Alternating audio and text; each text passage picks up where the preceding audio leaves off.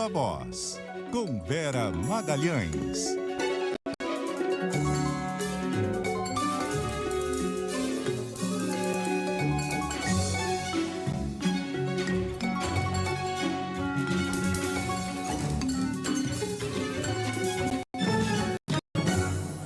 E aí, Vera?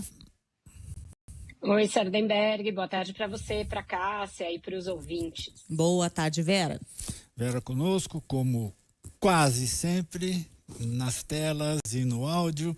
Vera, assunto claro, o golpe, e partimos do seguinte ponto, é que o Alexandre de Moraes levantou o sigilo daquele relatório, aquele mega relatório da PF, o que significa que teremos muito trabalho pela frente, mas o seu ponto é que os bolsonaristas estão sem iniciativa, né? Perderam enfim, fica do teu que dizer, né? Não tenho o que dizer, Sardenberg, você resumiu bem. Houve uma tentativa ali no início, naquela linha, olha, só pensar, só conversar, só imaginar não é crime. Mas as evidências reunidas, os áudios que vieram à tona, mesmo antes do levantamento desse sigilo, nos últimos dias, todo o encadeamento dos fatos, as reuniões que aconteceram no Palácio do Planalto, no Palácio da Alvorada, na casa do general Braga Neto, o fato de terem sido mobilizados efetivos dos kits pretos, de terem sido cogitados o uso de equipamentos do próprio Exército, como carros, etc., de ter sido discutida a quantia em dinheiro que seria necessária para o golpe, o fato de ficar clara a evidência, ali a ligação entre esses articuladores do golpe e os acampamentos que aconteciam em todo o país, sobretudo o acampamento de Brasília, a ponto deles coordenarem as agendas, coordenarem idas dos grupos de acampantes à porta do quartel, até a porta da casa do Bolsonaro, até cogitarem que eles fossem até a casa do Arthur Lira também. Isso não. Mostra que se for muito além de imaginar, cogitar. Você me ouve? Agora sim, mas deu uma interrompida. Volte duas casas. Deu? Volte duas casas.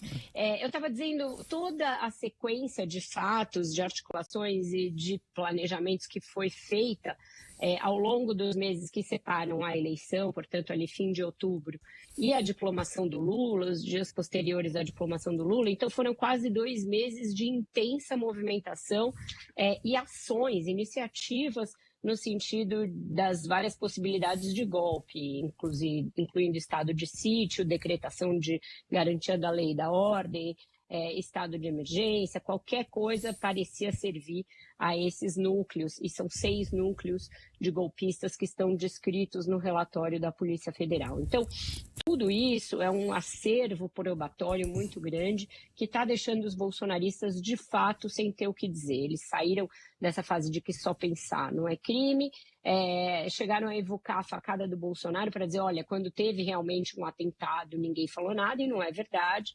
Todo mundo cobriu, a imprensa cobriu, a justiça julgou, a polícia investigou e o Adélio está preso.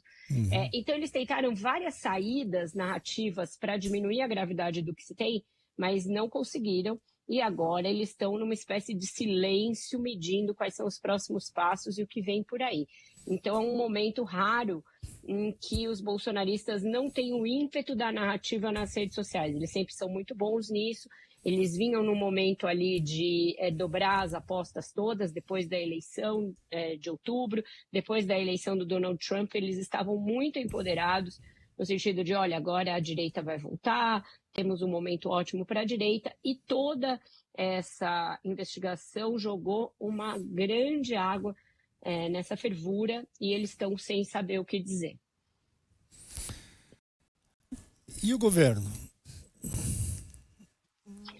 Pois é, e aí você pensa assim, se eles estão atordoados, se estão sem iniciativa de jogo, estão sem saber o que dizer pela primeira vez, depois de alguns bons momentos aí que viveram, o governo deveria aproveitar, né, já que a luta política se faz dessa maneira, né, de golpes, contra golpes, etc., para tentar alguma reação, para tentar retomar o protagonismo, para retomar ali a iniciativa da agenda e tudo mais, mas não é o que está acontecendo.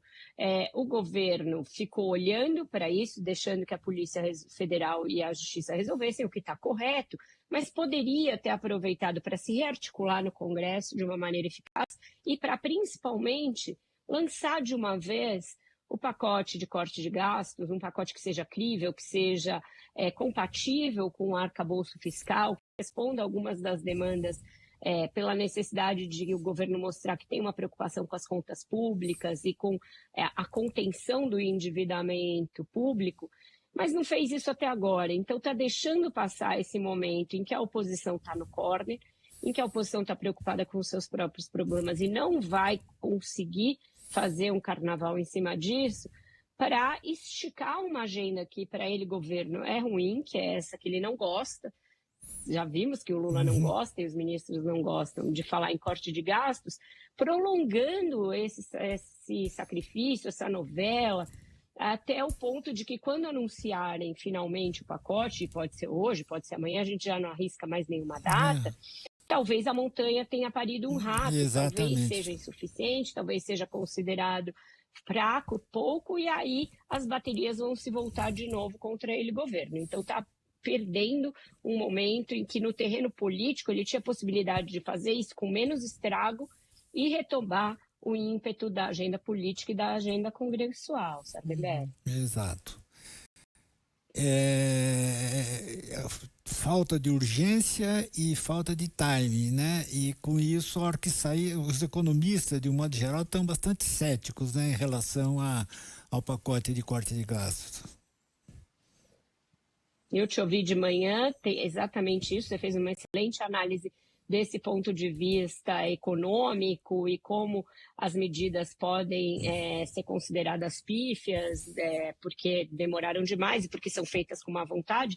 E também no campo político se perdeu o melhor momento de fazer sem que houvesse tanto estrago de imagem, sem que houvesse tanta gente para reclamar e que o governo pudesse sair de uma vez dessa agenda e retomar ali adiante o protagonismo político que ele vem patinando para ter desde um balde de café aqui do lado. Vou ouvir, hein, Vera, mais tarde.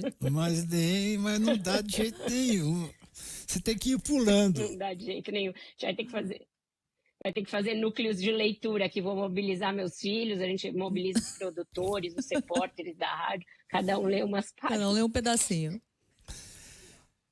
Vera, obrigado, Vera. Até. Tchau, tchau. Até mais.